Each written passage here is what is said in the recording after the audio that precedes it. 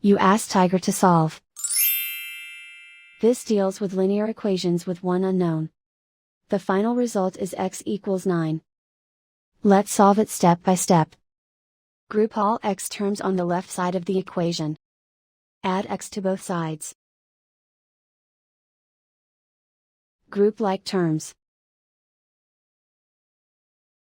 Group the coefficients.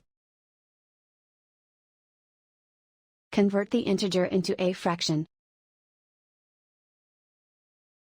Combine the fractions. Combine the numerators. Group like terms. Simplify the arithmetic. Group all constants on the right side of the equation. Subtract 5 from both sides.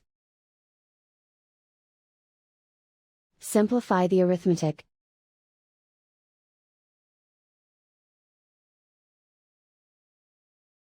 Isolate the x.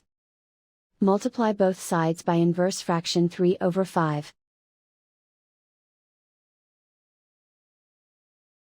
Group like terms. Multiply the coefficients. Simplify the fraction. Multiply the fractions. Simplify the arithmetic. And so the final result is x equals 9.